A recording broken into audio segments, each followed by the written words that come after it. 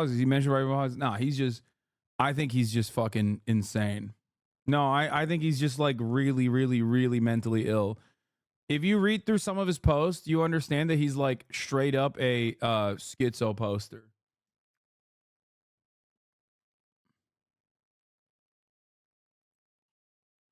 Like I read a lot of his posts, and he's just like genuinely mentally unwell. Like he's right wing, his politics are right wing, yes, but I don't think that that is the reason why he did what he did. I think the reason why he did what he did is because he's like absolutely out of his mind. Now, we can have a conversation about like whether or not right wing politics plays a role in like making mentally ill people more mentally ill and more willing to act out on their violent desires, maybe. But I don't think that it's I don't think that it's like it's not the same as stochastic terror that you see, in my opinion. Like a lot of people that go like the Buffalo shooter, right? You can make the argument that he's like mentally ill or whatever, fine, but he's ideologically driven to do an act of racialized violence, right? This guy, this guy on the other hand is just straight up like nutty with it, if you understand what I mean.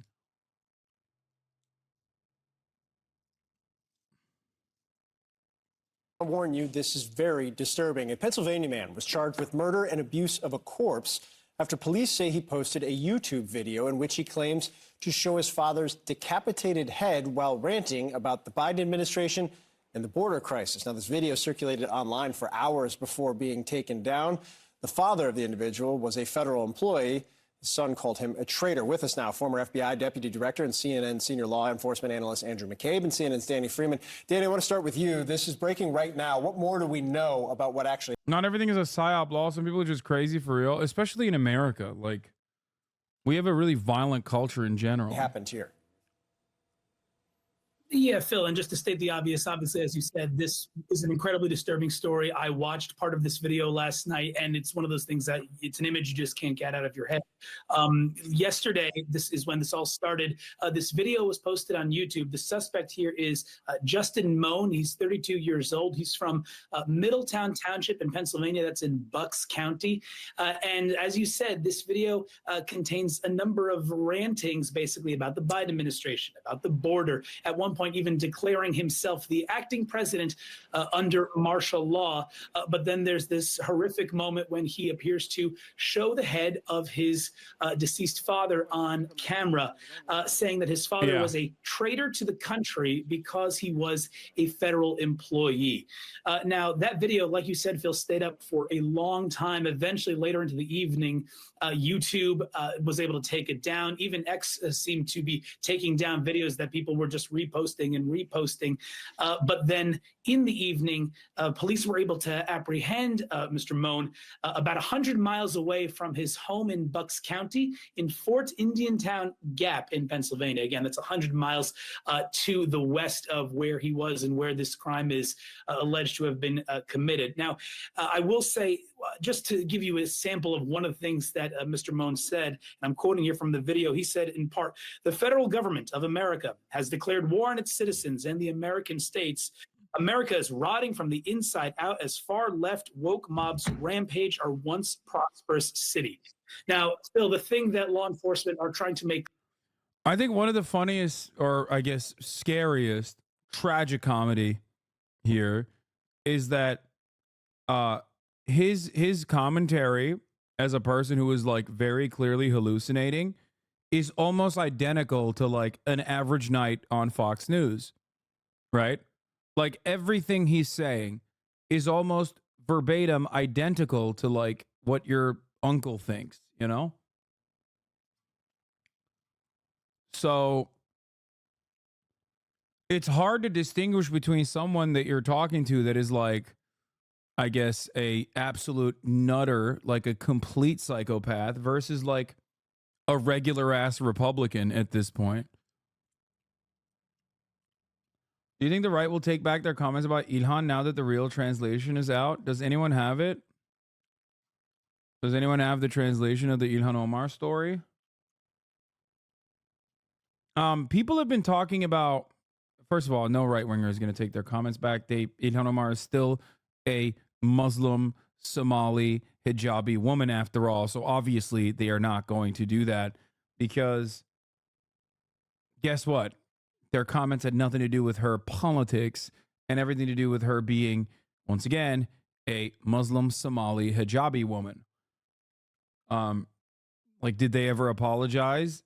Did they ever apologize for saying that she fucking married her brother? No. Clear at this moment is that this suspect is in custody. The threat to the larger community is over right now, but truly a community on edge, you can imagine after hearing this news. We're going to hear a press conference from the Bucks County District Attorney later on today on this subject. Andy, this video it references President Biden. It was up on YouTube, as I understand it, for several hours before it was taken down. Talk about the bigger picture here, if you could. Sure. Yeah. So the bigger picture is extremely concerning, I think, as do most security officials as we go into what will be an incredibly heated political season. You know, obviously this guy, we don't know. We're waiting on additional facts from the investigation to understand his specific motives. You can make some assumptions based on his claims in the video that he's been motivated by politics.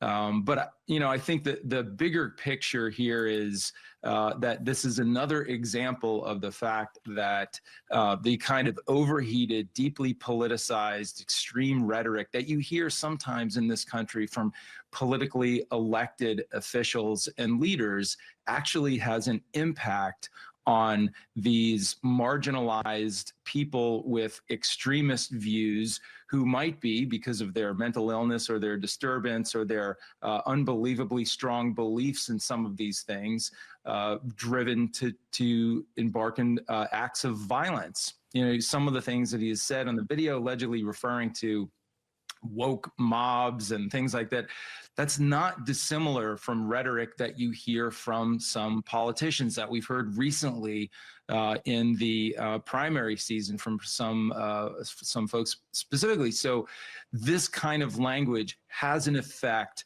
on the extremist, on the most extreme, most vulnerable. At this point, the only difference between sensible Republicans and violent freaks like this and the Chicago landlord who stabbed the Muslim families is that the sensible ones are able to silence their inner vengeful demons. The violent freaks aren't able to silence them. I mean, nah. There's definitely like, Hasan, please explain why this isn't about right-wing politics. Because, dude, I think there's a balance here, okay? I think there is a balance here. There is a, there's like a 50-50 split, let's say. 50% Republican conservatism, 50% mental illness, right? I think like motivation and targeting are really important in making, like fully understanding the story, right? And in this circumstance, I think that his ideology is not the major motivating factor, but instead his mental illness. Because like, if you look at, and by the way, no one is denying that he's a Trump supporter. I'm not saying that. I'm not denying that at all. No one is denying that he's a psychopathic reactionary. I'm not denying that at all. He hits all of those markers perfectly. But I think this is one of those circumstances where his like schizo posting genuinely pushed beyond the actual right-wing ideology, unlike, for example, the Buffalo shooter. Like the Buffalo shooter is insane as well. You're not a sane person if you go and do a mass shooting. You're always going to be insane, right? However, while ideology is a contributing factor in this circumstance, I think the major role was, and this is a unique one, I think the major role was played by like how untreated his like obvious mental illness was and how unchecked it was. Does that make sense? It's the difference between For example, is the difference between that guy, if you remember, that like live streamed himself trying to do an act of terror, begging Trump, saying like, Trump save me, Trump save me. That guy, right-wing terrorist. Okay? Failed terrorist, but certainly a right-wing one, certainly motivated by ideology. Okay? Yeah, he was doing the white girl save me, white girl, but he was actually talking about Donald Trump. If you recall, I like that we've done so many like instances of domestic terror that many of you don't even remember what I'm talking about. That guy's also obviously mentally ill, but his ideology is what is the main contributing factor to his actions. This guy didn't go out and like try to kill brown people or black people. He killed his dad. He severed his father's head. Okay. Like, I feel like that plays a role in helping you understand a little bit better, like what was more important and what played a bigger role, what played a bigger motivation. Right?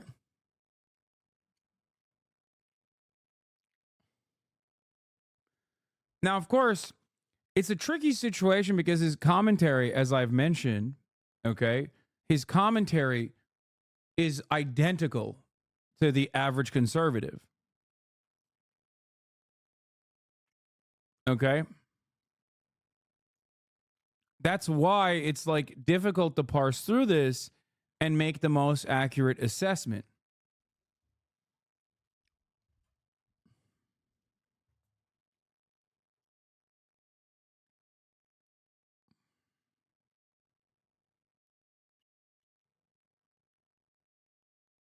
What? Hasan, you were so wrong on this case. This has nothing to do with what he has seen on Fox. Wait, what? No, you just made an assertion on what you think I just said, didn't listen to what I said, didn't realize that you are in agreement with me, and are just simply arguing against what you think I just said. You are in agreement with me, but you are coming at it from a point of disagreement. What are you debating? That's what I'm saying.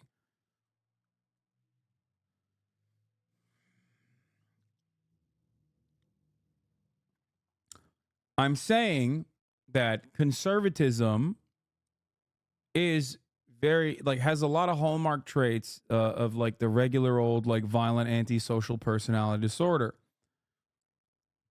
Okay, especially contemporary conservatism is kind of, for lack of a better framing or word to use here, nutty with it. Okay, I mean, you got people calling bomb threats into children's hospitals, right? Like it's just not appropriate at all. And you wouldn't do that if you're a normal person. If you are at least like on some level, a little bit balanced. You're a coward for whispering me, but blocking me for responding. Hello, female. So sad that the leftists are brainwashing us. Yes. What does Trump have to do with this video? Oh, are you also brainwashed for the left? By the left? Sorry for your minimum wage life, says hello, female. My man's leaking DMs in the chat. I love that. That's so funny.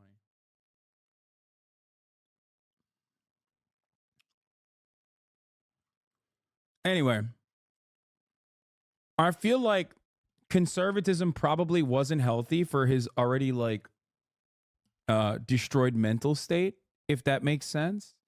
Conservatism certainly wasn't helpful because like you are mainlining the absolute nuttiest shit from outlets that basically are reinforcing, like constantly reinforcing your mania, your most hallucinogenic, most like psychosis-induced thoughts.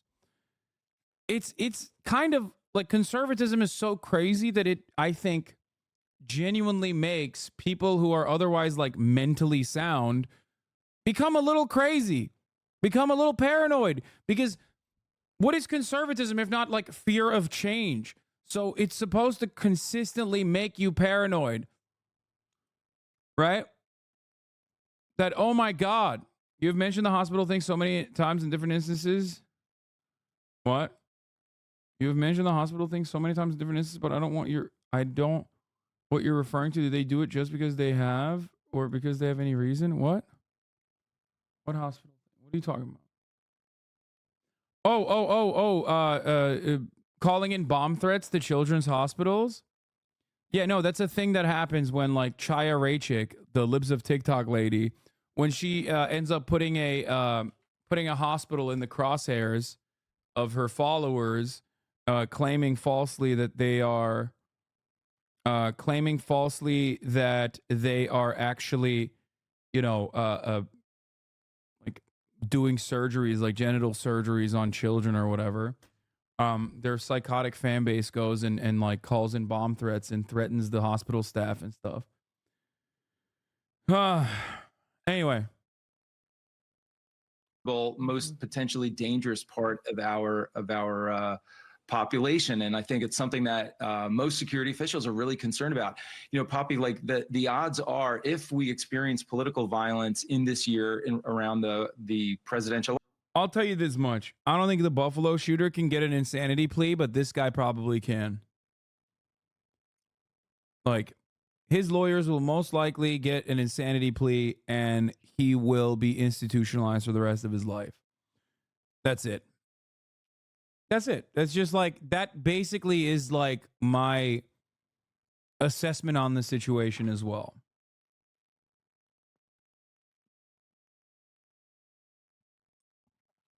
Election, it's not going to look like January 6th. It's not going to look like a massive mob of people that's organized and.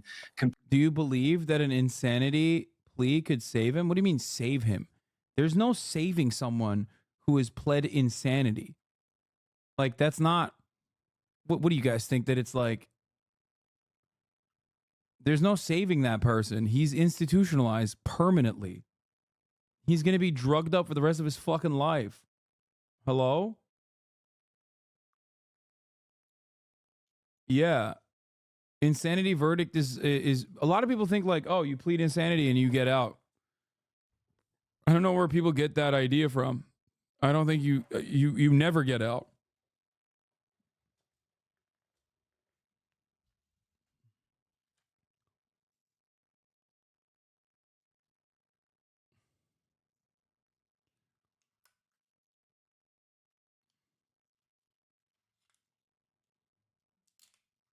Anyway, compelled to come together at our nation's capital or any state capital. It's going to look like individuals who decide that based on their extreme beliefs, they have to act out on their own. And that seems to be what we have here. It's an incredibly disturbing story. Andrew McCabe, Danny Freeman, I know you'll keep reporting on this. Please keep us posted. they're trying to call you out on how you talk about the people who should be actually rehabilitated, not sent to jail. What? Who's trying to call me out on what? The fact that the victim was his dad and nobody else, if he doesn't have any prior charges yet, insanity plea is the most probable. Yeah. Yeah, I don't really get it. But honestly, you know, there are people who are genuinely mentally unwell. They think that at the top of the hour there isn't a 3-minute ad break. Some of those people are actually mentally well, but they don't recognize that there is a 3-minute ad break because they're already subscribed. If you want to be a mentally sound person who also doesn't see the 3-minute ad break at the top of the hour, it's not a figment of your mere imagination, but instead simply how things are, I guess. All you need to do is subscribe for $5 or for free with the Twitch Prime.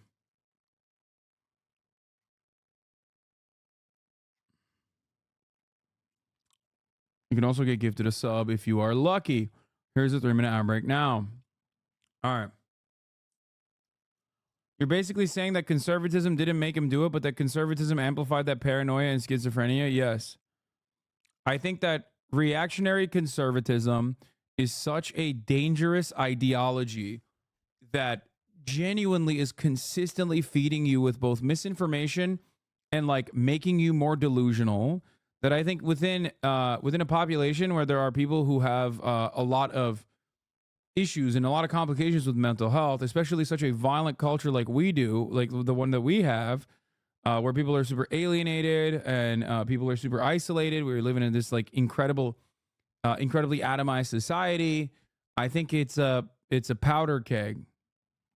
It's a perfect concoction, a perfect mixture that creates this explosive, oftentimes unimaginably violent outburst upon a population.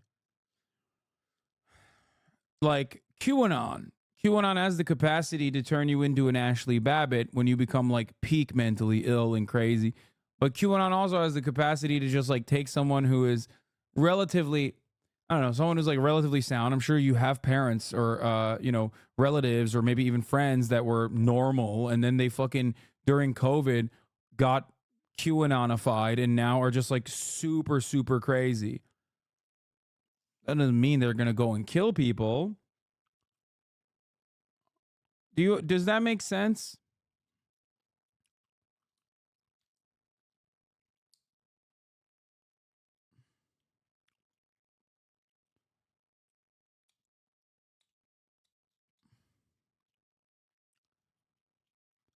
Anyway.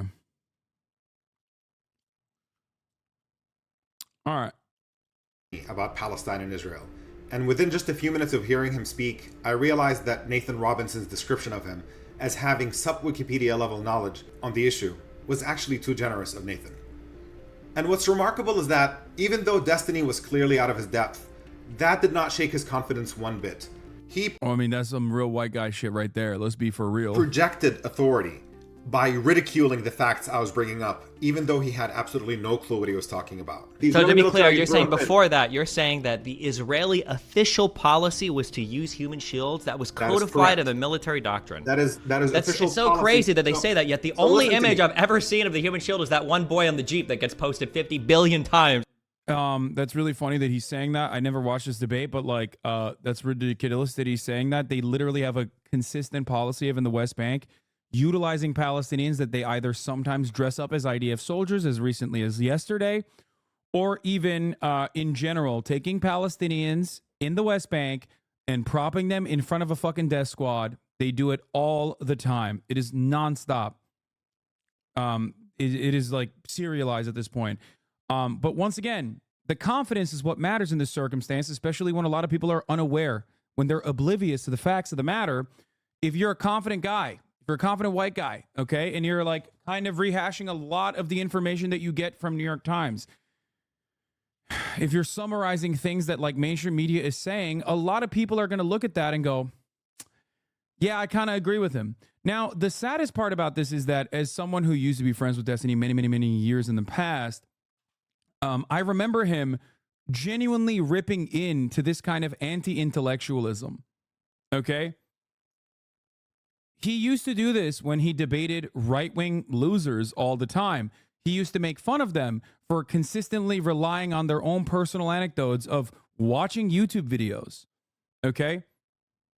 Like he would dunk on a lot of right-wing losers who regularly would just try to debate him on the facts of the matter. And instead of looking at actual empirical evidence or like well-documented evidence from human rights groups and Israeli human rights groups alongside like international ones and NGOs in general, they would just say, well, I've seen YouTube videos.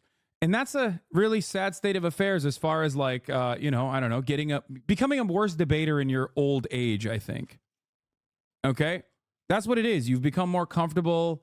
You have cultivated a cult-like fandom, and you no longer want to actually do the same kind of Wikipedia Plus style research that you normally would do that would help you genuinely craft a better argument. A lot of people think that I'm saying this simply because Destiny no longer agrees with me, and that's why I'm like shitting on him, but I'm wrong.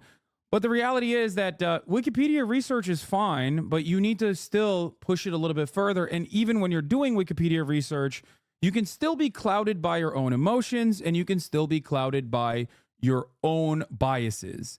And we know that he had already made up his mind without knowing anything about Palestine or Israel when he said, genocide is going to happen. I think that's probably the best solution. I'm just joking, but like whatever, right? That was the That was the conclusion that he had arrived at before learning anything about Israel or Palestine. Now, since then, he has done a lot of Wikipedia research. Fine, and that's great. And I've said this even in the beginning that like Wikipedia can be good, right? And the Israel-Palestine situation is so clearly one-sided that anyone that reads enough Wikipedia will probably come to that conclusion unless they're incredibly biased. Okay?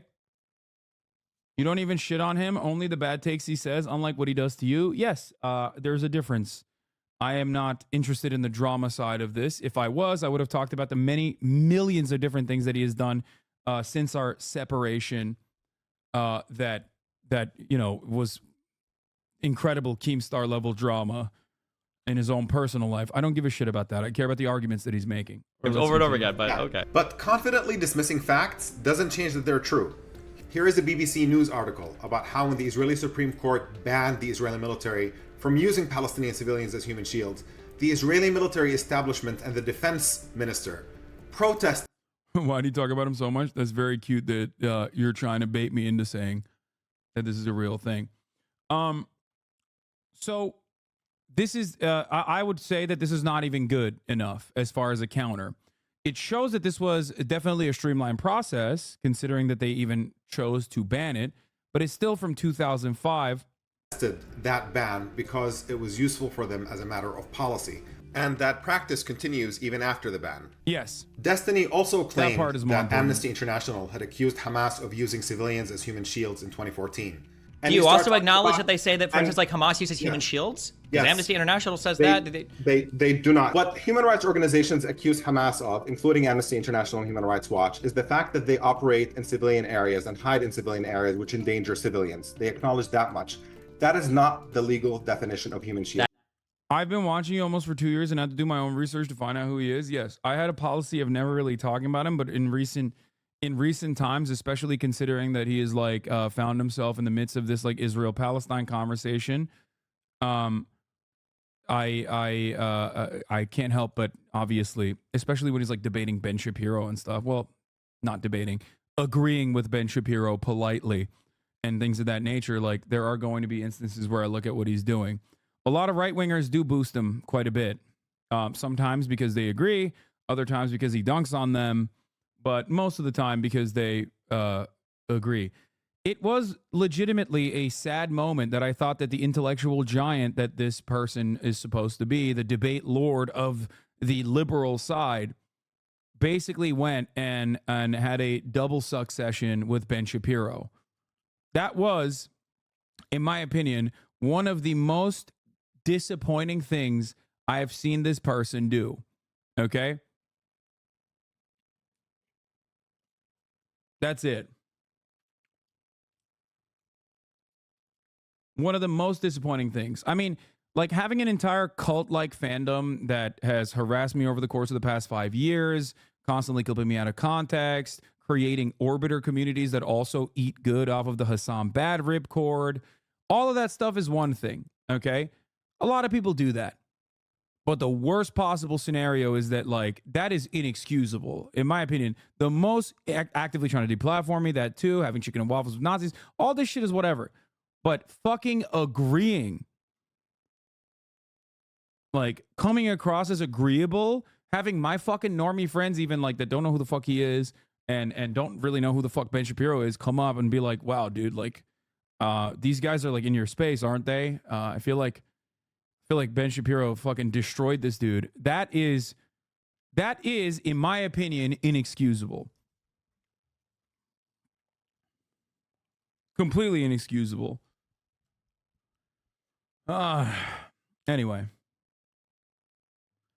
It's like anytime I watch him and he's supposed to be presenting himself as like a liberal, duking it out with conservatives, whether it be on Jubilee or whatever, sad to say that he comes across very agreeable with the conservatives. Yeah, it's telling how much of that comment section is just look at how civil they're being and absolutely nothing of value or any truth seeking was gained from their debate. Yes.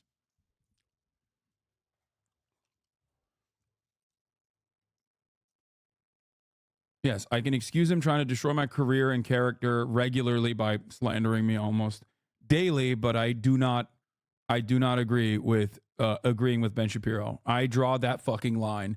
That is a major line to draw. The fact that he has had so much smoke for like every random, I don't know, lefty account that he has declared public enemy number one for years and years. And then he gets to all the way to the tippy top. You know, this is the peak debate lord. Okay. It's like if he's supposed to be the LeBron James of debating and he's now going up against the Michael Jordan of debating and he just gets fucking dunked on endlessly. It's like, what the fuck? And then turns around and says like, no, it was just like a friendly game anyway. I just rolled over on purpose. I didn't even try my best. Completely unacceptable. Okay?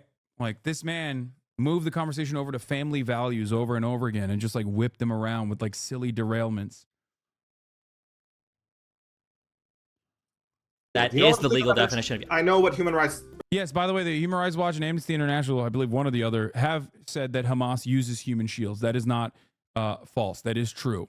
Okay?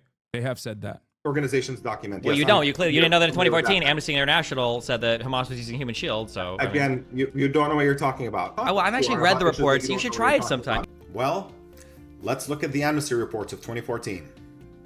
Addressing Israel's claims of human shields during the assault, Amnesty International said they have no evidence that Palestinian civilians were intentionally. Yeah, they say that they don't have any evidence at this point that Palestinian civilians have been intentionally used, but they say that there's enough in that. I believe in that same report, they say that there's enough. Like it's understandable that they the claim is there made by Israel. After the assault, they issued another report saying that even though Hamas's conduct in but the major point of contention here is that obviously Gaza is densely packed, and therefore it is not a deliberate act of the utilization of human shields in the way that Israel declares it, but instead more so a circumstantial situation. Endangered civilians, it did not necessarily amount to using human shields. Yeah. But more surprising was that Destiny did not have a basic understanding of the core issues in Palestine and Israel. He didn't even understand that Israel's entire presence in the West Bank is considered a military occupation that Israel was obligated to end, and that every last settlement that Israel built in the West Bank is considered. For the record, the human shield argument is like also kind of stupid in general. It's one that I don't give a shit about as far as like you know, what the Human Rights Watch may say, because the reality is human shields are only supposed to fucking work if it's a deterrent. Okay? Israel very clearly is not deterred by the presence of civilians on top of tunnel structures. So the notion that like, oh, it's a human shield, Hamas is using human shields, is a fucking ridiculous argument anyway. Okay? That's it. It's just like, it's an optics circumstance, in my opinion. It's just like, it's ridiculous. Israel literally uses the human shield argument while they have the Hannibal Directive, which implies that they would much rather kill Israeli civilians and citizens in general and soldiers of the IDF instead of letting them become hostages in the hands of militant resistance groups, whether it be Hamas or others. So the notion that they give a fuck about human shields is silly from the jump. Okay?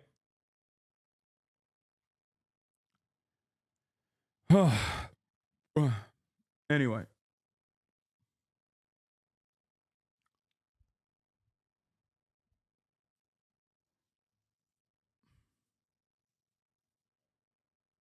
Israel has killed people on the West Bank. There's no Hamas on the West Bank. It doesn't matter. There are militancy groups, militant resistance groups in the West Bank as well, which, by the way, they have every right to resist. Israel has no right, on the other hand, to go into Gaza and be a belligerent occupier that is blowing up Gaza discriminately, but almost indiscriminately. And just like Israel certainly has no right to maintain an apartheid state, and Israel definitely does not have a right to maintain an apartheid state in the West Bank.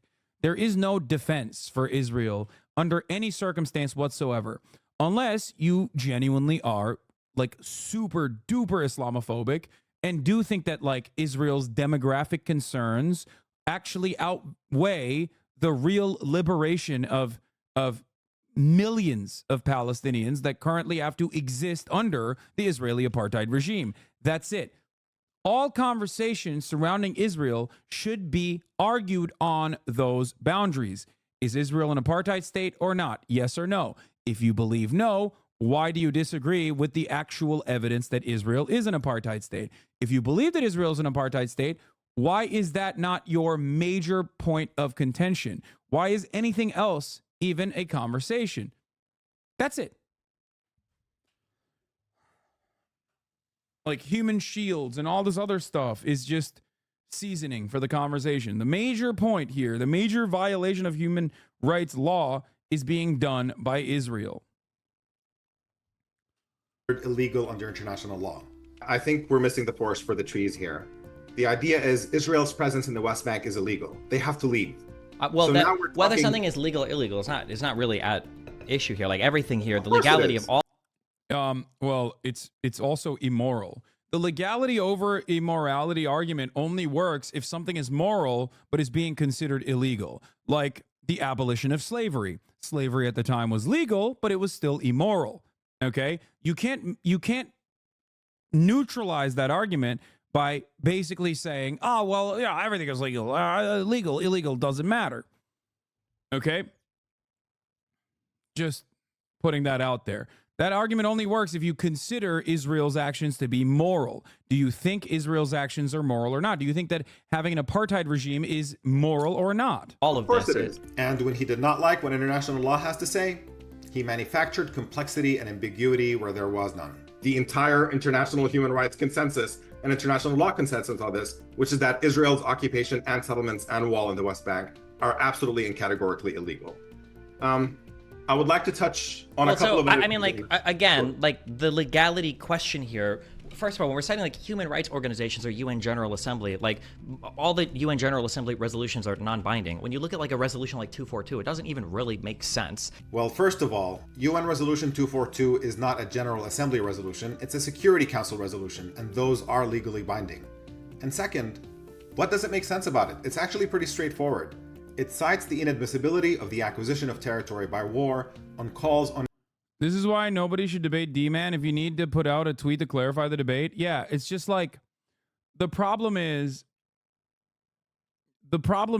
in that very moment, especially if you're like a Muslim dude, a Muslim looking dude, a dude with a Muslim name, if you're an Arab, and you're having a conversation with someone like Destiny, whose community is like geared towards Islamophobia because of his commentary, because let's be real, this isn't to say that like every single Destiny fan, especially in the periphery, is like a rugged Islamophobe. I'm not saying that at all. Okay? But you're clearly not bothered by it. You're clearly not bothered by that being the major motivator in this conversation. Someone who has openly admitted that he's Islamophobic. It's not like this is up for debate. He openly says, I'm Islamophobic, and it's a good thing because I hate Islam. I hate religion across the board. Ironically, he does the Sam Harris thing that, once again, he used to criticize back in the day. Destiny always used to criticize the likes of Sam Harris and the fence sitters, which he has become himself. If you're like an old school Destiny fan, and there are plenty of them in here right now who aren't massive schizophrenic stalkers, they will agree with you. He used to shit on the likes of Bill Maher. He used to shit on the likes of Sam Harris, who he then has now gone back to his like old school libertarian days and is very much repeating that exact same kind of Islamophobic sentiment. So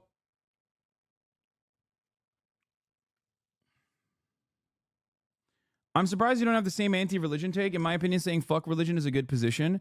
No, there is more complexity there than what you think, okay? I myself am not a religious person. I think everyone fucking understands that, okay? But I am significantly more open-minded to those who believe in religion, who practice organized religion, as long as those religious values do not transcend other people's personal liberties. That's it. So saying across the board, fuck religion, is kind of silly, especially considering that a lot of people feed into this. Okay? Whether you call it a delusion or not, doesn't matter. If everyone fucking believes it, and it gives them some level of comfort, some level of spiritual comfort and guidance, then who am I to judge? People believe in dumb shit all the time. Okay? Religion is a tool. It's ideology. It's just like anything else. It's a weapon that you can wield if you would like. Religion has been on both sides of the slavery conversation. On the one hand, religion in the United States of America, Christianity specifically, was used to uphold white supremacist chattel slavery and its practices. Religion also, on the other hand, was played a formative role in the abolition of slavery. Liberation theology is a huge component in the abolition of slavery. John Brown was also a little bit of a nutter, but personally, very religious, but had the right idea.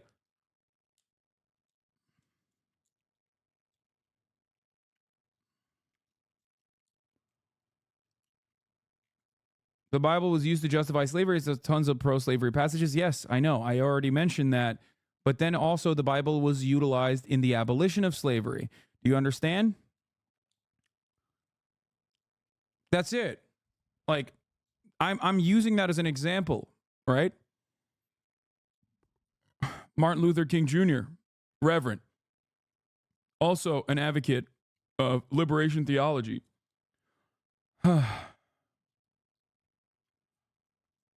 He says he's Islamophobic, but won't say he's anti-Semitic, lol. Yeah, that's interesting. Well, because one is like actually permissible. He's said plenty of anti-Semitic things as well, in jest, as a joke. But he's also very pro-Israel, so I'm pretty sure people don't care about his anti-Semitism, as many ultra-Zionists excuse anti-Semitism from other ultra-Zionist anti-Semites.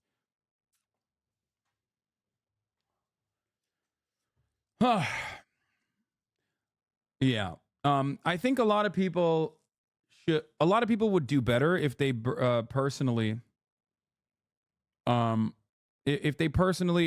readily acknowledge that, like, sure, there are some progressive values that Destiny sometimes will advocate for, but by and large, he is oftentimes exactly like Sam Harris, a fence sitter who will always defend America's actions as far as its foreign policy, and oftentimes is very hypocritical in his approach to that sort of thing. And that's it.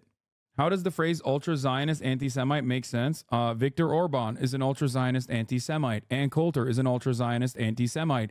These people believe in the existence and the violent dominance of the state of Israel as a state for Jews and Jews only. They are, however, also virulently anti-Semitic. They will oftentimes say things such as Jews control the media and blah, blah, blah. The reason why they believe that, okay, the reason why they believe these things is partially, Dee's response to this video was simply, you said you wrote a master's thesis on this issue. Why don't you publish it online? He didn't even make an effort to show why he's right in the face of facts. Yes. The issue, however, is that there's a reason why Ben Shapiro is hailed as a debate Lord champion. Okay? Because when you are assuming the position of the dominating narrative, okay, and certainly the dominating narrative, regardless of what you think, regardless of the TikToks that you watch or whatever, in the United States of America, the dominant narrative is that Israel is doing the right thing, Israel has a right to defend itself, and the Arabs are, barbaric hordes that must be ripped apart and treated in a violent manner because that's the only language they understand. This is the overarching dominant narrative. Reactionary arguments are much easier to conduct, okay? Because you can just simply turn around and point to the things that are already there, that are uplifting this narrative, and go, it's just common sense. Look, the reason why I'm going into depth here and trying to describe it as best as I possibly can is that is precisely the reason why Ben Shapiro has a major fan base, okay? Exactly what you're doing. If you think that anything that I have actually mentioned here is the dominant narrative, you probably don't go outside too much and you think that like everyone around you is a rugged communist or something. Why can't you stay on a subject for more than 20 seconds? Exactly what you're doing. I don't know what you mean by that. I think you're the one who's trying to derail me, but it's not working. Let's continue. On Israel to withdraw from the occupied territories. But deflecting was Destiny's weapon of choice. whenever he would recognize that he was losing the argument, he would either try to change the topic. Why is it that Jordan doesn't seem to care about the border controls? Could it have to do with the fact that in 1970, the PLO and Arafat literally tried to kill the Jordanian king? Or he would dive into a level of detail that's just completely pointless, and either you chase him down that rabbit hole and lose the point you're trying to make, or else he would cleverly accuse you of not wanting to engage the details, allegedly because you're uninformed. 13,000 to 14,000 new housing units were constructed every single year. And then I think it was from 94 or 93 to, I think it was to 97, that number was like less than 5,000. It was only new housing units that were being constructed. I mean, just for clarity's sake, I feel like we can get into the weeds on this. I want to get into the weeds. That's where I want to go. Yeah. Yeah. We can go very into the weeds. I think it's very important to get into the weeds on this. So even in places I know that you keep saying that this is hilarious. They don't want to get lost in the weeds. They don't want to deal with the history. You just don't know the facts. Now, if you want to know the exact number of how many thousands of housing units Israel built in settlements, or how many new settlements, or how many new outposts, you can just go to Peace Now's website and see. Dude, it's like, I've had to debate a bunch of anti-Deutsche losers or the same circular logic. Yeah, in so many of these circumstances, it literally is just like, you make up your mind. It's even better if you have like, it's even better if you have the domineering narrative that is backing your assessment here, regardless of what the facts are, right? All you need to do at that point is just like find a couple of gotchas, like, and drive or try to steer the conversation towards those gotchas and just keep hammering that over and over again. Okay? In the broader picture, none of this is even remotely important, because like I said, it still goes back to the same point at hand, which is that Israel has not offered a contiguous or a nation state with contiguity to the Palestinians in the West Bank, as international law demanded that they do that. Instead, they have broken up Palestinian communities in the West Bank where they are illegally in operation. Okay? But contiguous, yes. I think I said it right. Did I not say it right? Anyway, whatever.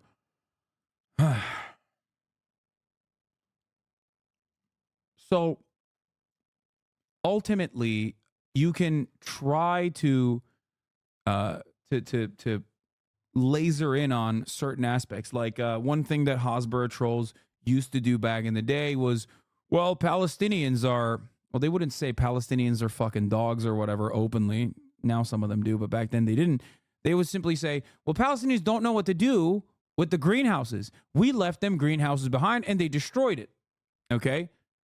It was a chaotic situation. The pullout was military-led. It was a chaotic situation. And the settlers themselves in Gaza were the ones who destroyed many of the greenhouses. And the Israeli government did not help the Palestinian government at the time in their efforts to save the greenhouses, okay, and shut off water access to those greenhouses anyway. So, yeah. On the one hand, you could just turn around and say, well, Arabs are dogs and they don't know how to fucking deal with greenhouses. They don't know what a good thing is. Okay.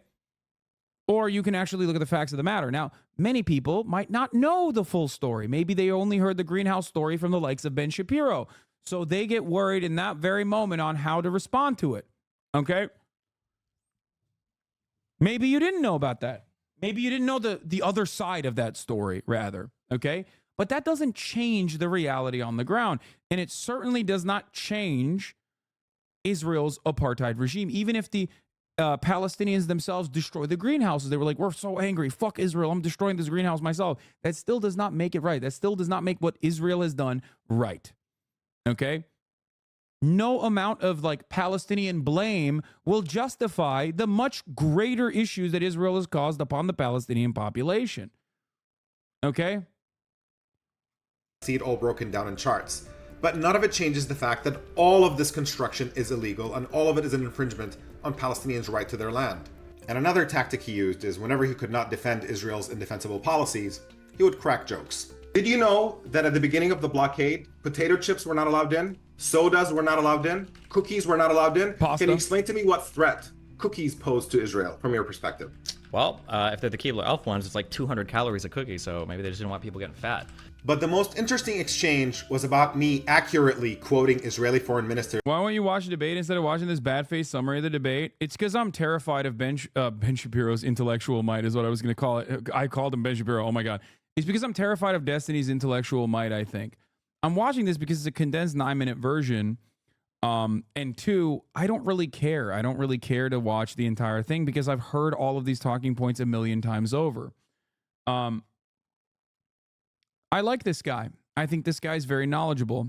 I'm going to go along with his opinion on the debate more than listening to a 2-hour fuckfest, I guess, of Destiny basically doing exactly what he is responding to, exactly what he's pinpointing every single step of the way. You know? Shlomo Ben Ami, when he said, So you're watching it specifically because it's chimped? Yes. If that is the maximum amount of copium that you can live with in your mind, like this is the only copium that, Hasan, you're too scared of the truth that Destiny brings to the table, even though I have addressed every single talking point that Destiny has read and learned in the last 2 months, for the past 10 years, I would say. You know, if that's going to make you feel better about the situation, then yeah, go ahead.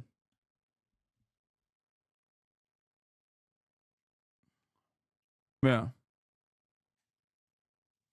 that had he been Palestinian, he would not have accepted Israel's offer at Camp David II. Camp David was not the missed opportunity for the Palestinians. They literally do this to your 30 seconds clip, yet calling you a clip chimper for watching a 9-minute response with research. Yeah. I'm not going to sit here and watch a 2-hour conversation or however long it fucking took between these two, okay, and sit there and go through the minutia every single time. I know his shtick. I've debated him in the past.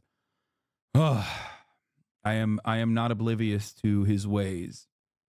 Oh, so you just know what he'll say with your precog? That must be nice.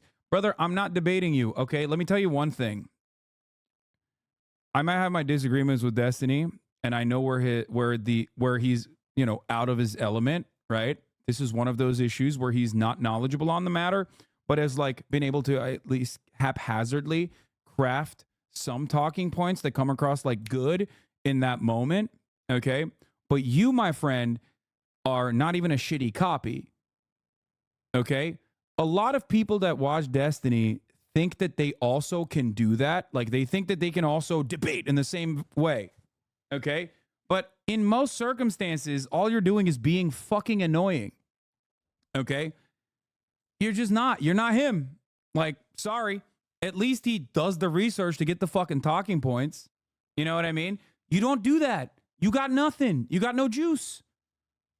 So all you do is, behave in this like incredibly annoying fashion.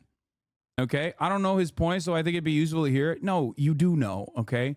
You're being annoying as fuck. All you're doing in this situation is just to like try to agitate me so I respond to you so you can clip chimp it and then send it fucking back. It's insufferable.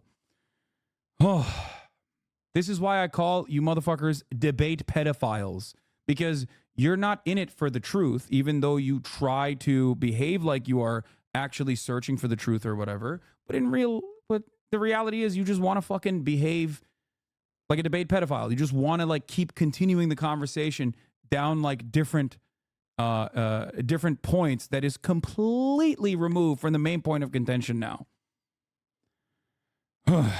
Okay.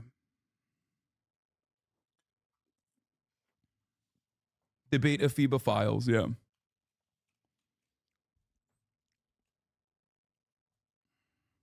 And if I were a Palestinian, I would have rejected Camp David as well. This is After something. this, we're going to move on to after this, we're going to move on to fun I reacts. put in the book. The quote from the debate is extremely clear and straightforward. But in a desperate attempt to deflect, Destiny says that instead of believing your eyes and ears, what you should do is go read the book so that you would understand that the quote actually means something else. People accuse me of not knowing anything about this topic, but then I understand when you're debating things on this, you don't know anything about the topic. And that's why you get upset when you talk about like getting in the weeds. Even that quote that you gave earlier from the Israeli foreign minister about how like I wouldn't have accepted the deal if I was a Palestinian at the time. That's not what he said. That's not what that quote says. And if you actually go to the book and you actually read the passage where he talks about it, what he said was that conditions were not right at the time for Palestinians to feel like they could accept that deal. Now, the bad news for Destiny is I didn't just read the book. I took meticulous notes because I was working on my master's thesis on this subject when this book came out. And sure enough, what he claims about Camp David simply isn't there. Now, this is where it gets really funny. Destiny further embarrasses himself by tweeting a video at me made by one of his clueless followers mocking me because he thought that it proved me wrong about this quote. Check it out. I think it's important to engage in good faith and to know what you're talking about and to not say things that you don't understand. I've watched that debate with Israel's foreign minister. This is, by the way, this is the other part of this conversation that like also makes it really, really fucking annoying. It's literally, it's not even about like the actual debate in that very moment. It's certainly not about the truth. It basically turns into like this secondary thing where the entire fan base will operate in unison to be like, let's go and like bully this dude everywhere. Like to this day, you will always see like under the replies of every fucking Twitter post that I have, like a ton, maybe 10 people being like, remember when you justified raping rich people? I never did that. Okay. It is literally an edited clip that is completely ridiculous. And it's so ridiculous that most people probably look at that and go, okay, that's the most ridiculous thing I've ever heard. This is bullshit. No matter who Destiny debates, his fandom will do the same exact thing. Okay? And if you have been in this game for a very long time, as I have, okay, you know that this is exactly what the alt-right used to do. This is like peak 4chan shit. All of the dumb bitches like the Sargon of Akkad's and the Paul Joseph Watsons and the like all of the Gamergate era Andys that Destiny ironically used to fucking defeat in the marketplace of ideas in intellectual blood sport. They did the exact same shit. This is what they would do. The lore about the Crimea annexation, you keep saying slurs, you buying a house, all the dumb shit. Yeah, they do that all the time, nonstop. And I think it's because like he bested a lot of these guys in the marketplace of ideas, and they basically followed Destiny into whatever battle that he would go into, and they still operate in the same way. You didn't actually like reform your way of thinking. You didn't actually change your mentality. You're just basically still in it for the battle. You're basically still in it for the blood sport. Yeah, he used to make fun of these guys and the tactics, and now he's doing the same shit from sometimes the identical position. Why are people so threatened? I really don't get what they have to gain. I think it's just fun. I thought about this a lot. I saw that reply, watched the clip because I was curious. It was so obviously not what you're saying. Yeah. I think that it creates a sense of community. It fosters a sense of belonging. It creates a sense of community.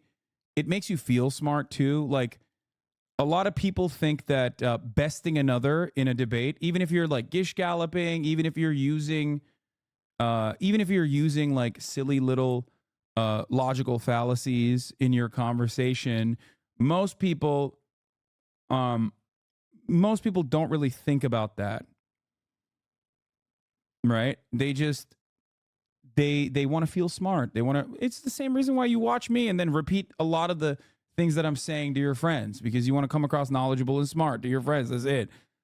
I try to maintain the position that you can do that, but at least do a little bit further reading, which many of you do, engage in the real world, which many of you do. And more importantly than that, at the very least, be fucking normal. Okay. Don't be annoying. Don't try to constantly fucking best people intellectually. I think that makes you a really unlikable person. That's it. On more than one occasion. What he was saying is that the deal that was offered to Palestinians at the end of Camp David was a bad deal, and if he were Palestinian, he would not have accepted it.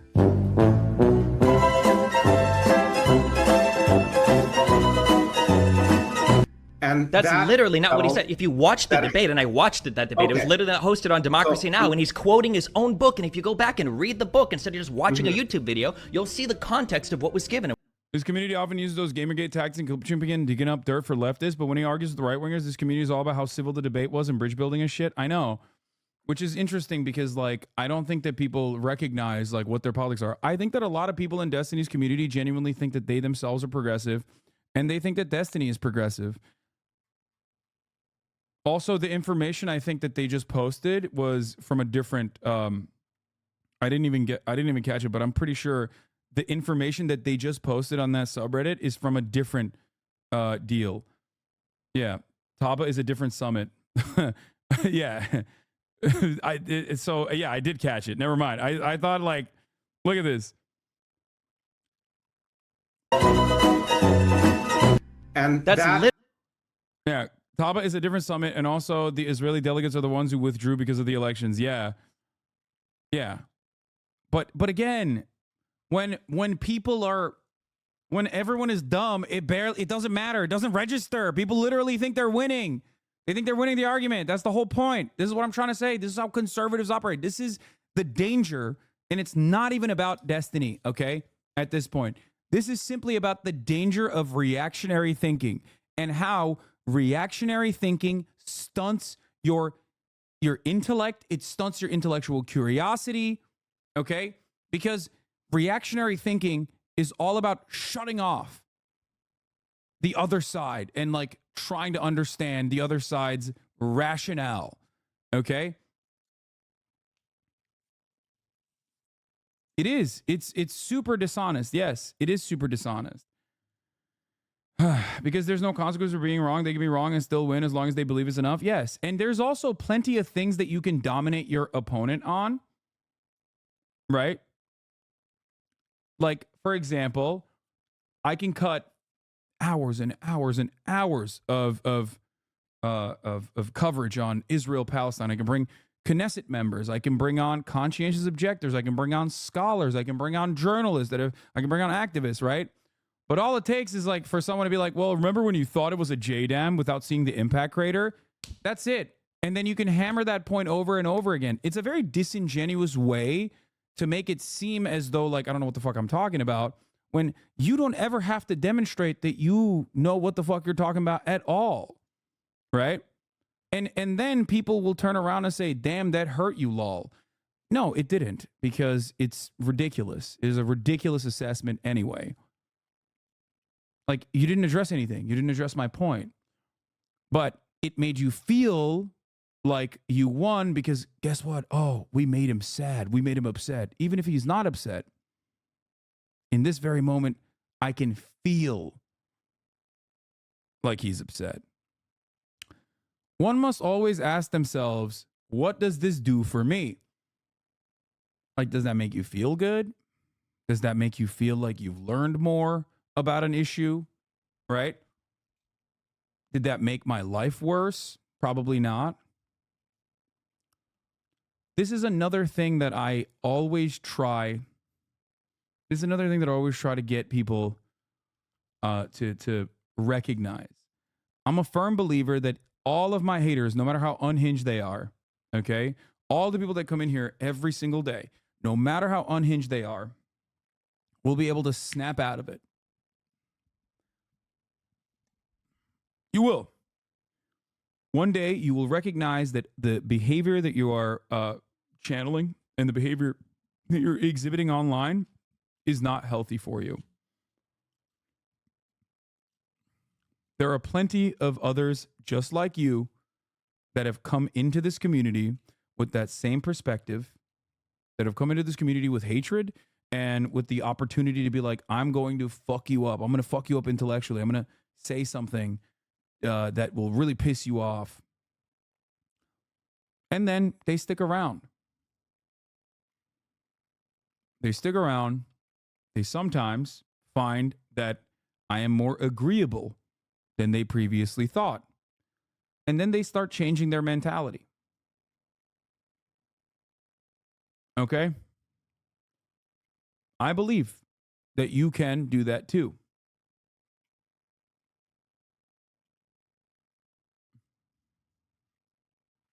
Let's continue. They still claim you said you do on the ground reporting. I don't know when you say that. It's probably, I probably misspoke. And they clipped it and act like I go around telling people that I do on the ground reporting or something. I don't even remember where it's from, but I obviously very clearly don't do on the ground reporting. I do talk to reporters on the ground.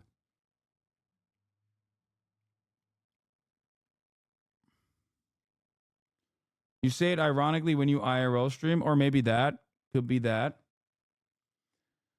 Could be that I said it sarcastically. Ultimately, I think it's dude, there are a lot of people who also have like clipped me making fun of the Queen dying and then interlaced that footage with like me crying when talking about Shireen Abu Akleh, okay? You're not a very nice person if you can't understand why one would be infinitely more emotional than the other. One is a grave injustice. The other is a 900-year-old person who died after living a pretty good fucking life. The other is a very important journalist that was assassinated by the Israeli state and lied about, whose funeral was also then attacked by the Israeli occupying force. If you can't understand the injustice there, well, I don't know what to tell you. I think that it probably comes mostly from, the fact that to you, neither really matters. But to you, what matters is maybe you're making a funny joke or winning the argument somehow. You know? That's it. I came here from that community 4 years ago. Now I was just in high school. I thought I knew shit, but this community humbled me. I built my beliefs and can think for myself. There you go.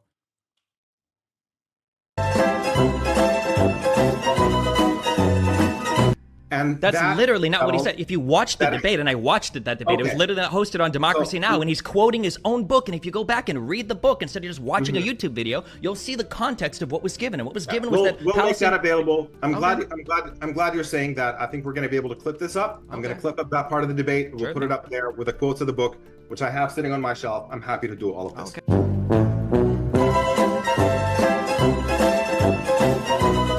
And that's pretty cute, but the problem is that the confused person who made this video grabbed book quotes not about the Camp David offer that I was referencing, but about a different set of negotiations at Taba.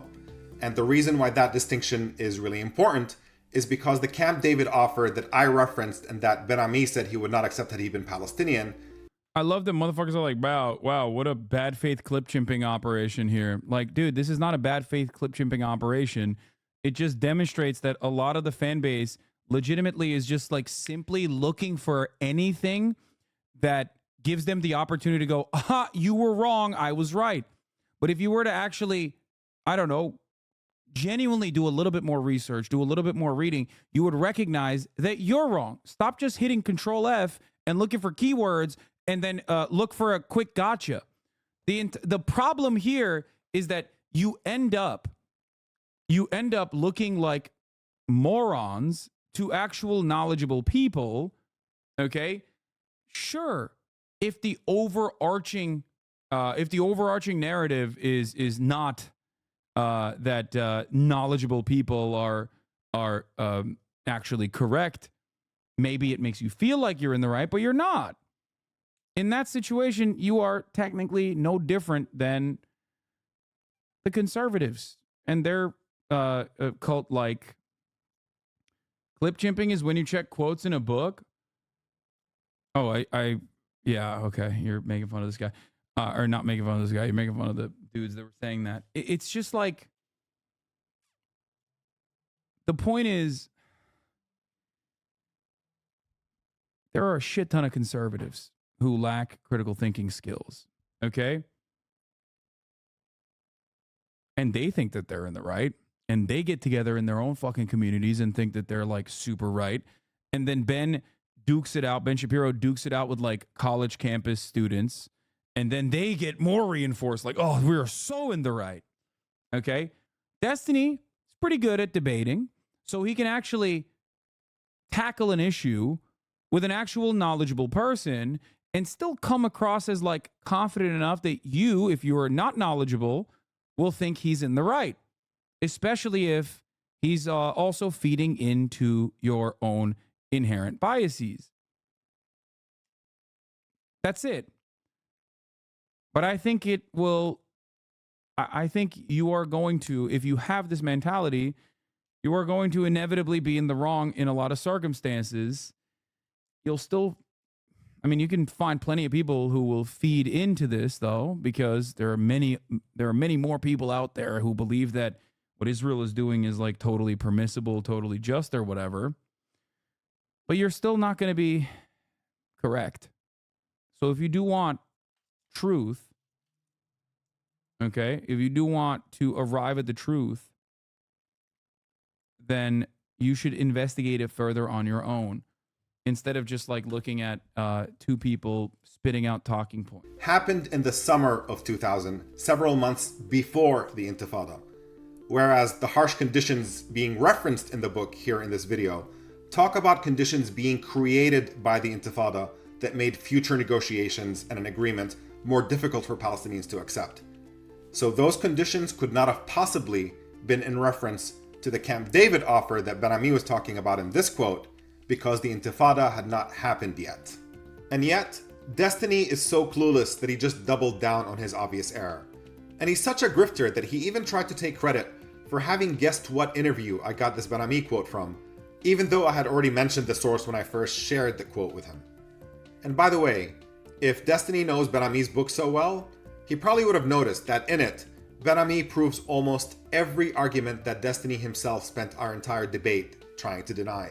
And what's remarkable is that there is a cult-like quality to social media today that is immune to counter-evidence. Whether it's Destiny or Alex Jones, at least Hasan admits when he gets something wrong. Usually, I always admit when I get something wrong. Or any other grifter who gains prominence by peddling nonsense to a large and loyal fan base, it really highlights that we're in a post-truth environment. It's why even someone like Lex Friedman, in a well-meaning attempt to enhance understanding about Palestine and Israel, finds himself trying to host a debate between actual experts, like Mu'in Rabbani and Norman Finkelstein on one hand, and then a clueless YouTuber like Destiny being thrown in the mix. Because grifters are actually good at sounding like they know what they're talking about. Yeah. And it takes real knowledge and effort to tell experts and charlatans apart. So, the last point I'm going to make on this, the last point I will say on this is that I have had a long-standing belief, okay? A long-standing belief that debates are pseudo-intellectual wrestling, okay? It's theater for the most part. It can have utility. It can break you from your linear thinking when you are met with some reasonable ideas, reasonable counters to the way that you thought the world was, okay? And it can also be a good way to reinforce talking points so you can go duke it out with other people, right? But ultimately, debates are not won by those who have all of the evidence or those who are simply correct. Debates are won by people who are better at rhetoric than the other party. And the argument that I always use for this is if Ben Shapiro were to debate a climate scientist, a shy climate scientist, let's say, maybe the climate scientist is neurodivergent, insecure, shy, not very good on camera. He could come across like he is destroying the climate scientist, but that would not mean that he's actually in the right at all. Okay? No, the notion that you think Hasan feeding makes no arguments, YouTube is direct action. What is makes no arguments, YouTube? Ben would get slapped. This is not true. This is not true at all. Because Ben has strong rhetoric. even if he is completely in the wrong. You don't even have to use a hypothetical. This is what happened to Dr. Sanjay Gupta when he went on Joe Rogan. I don't know who Sanjay Gupta debated. Being shy or awkward doesn't mean losing. True. No, Ben.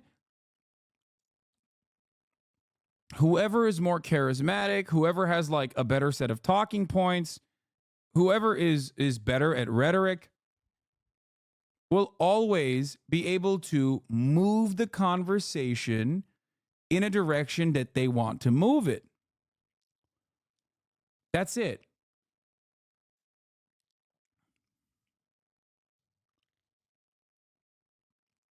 And if you personally are not exactly knowledgeable on the subject matter, don't want to do the fucking long, convoluted reading, okay, you will simply regurgitate the wrong information after getting duped by the person with better rhetoric. It's also why flat earthers are persuasive. They have mounds of rhetoric designed to bludgeon whoever they're talking to, doesn't make them correct. Yeah. The other part about flat earthers, which many people refuse to debate, myself included, is that they have their own set